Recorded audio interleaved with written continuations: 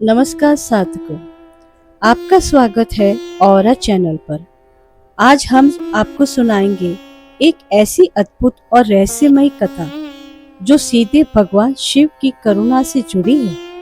क्या आप जानते हैं कि महादेव के आंसुओं से ही धरती पर रुद्राक्ष का जन्म हुआ था? आइए जानते हैं पूरी कथा।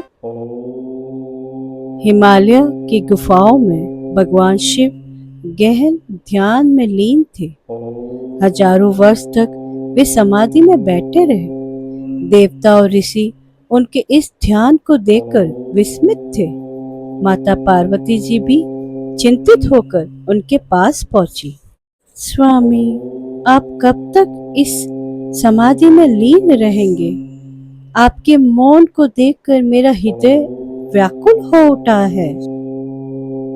पार्वती, यह तपस्या संसार के कल्याण के लिए है। जब समय पूर्ण होगा तभी मैं नेत्र खोलूंगा। युग बीत गए और जब शिवजी ने अपनी आंखें खोली तो उनकी करुणा से आंसुओं की धारा बह निकली।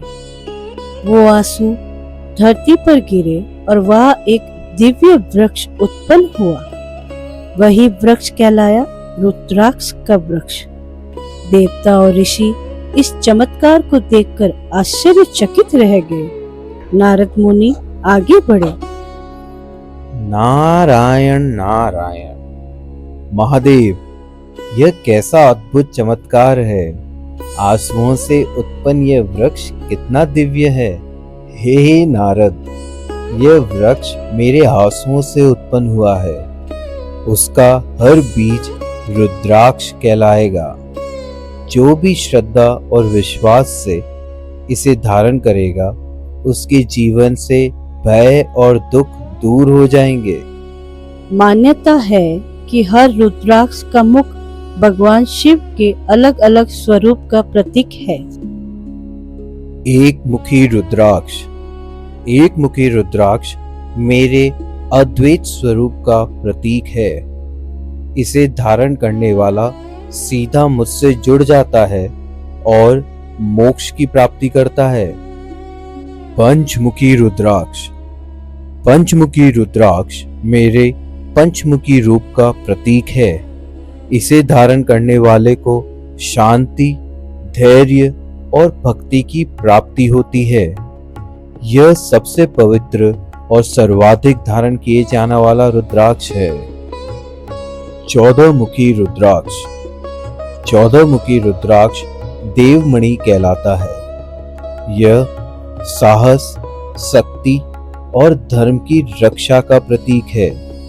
इसे धारण करने वाला भय और मृत्यु से मुक्त होकर बल और आत्मविश्वास प्राप्त करता है।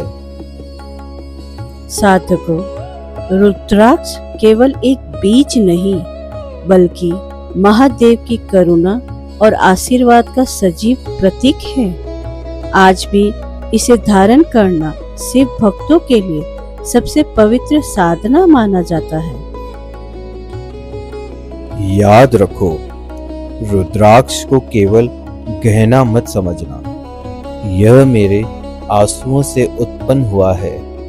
इसे श्रद्धा से धारण करने वाला भक्त सदैव मेरे संरक्षण में रहेगा।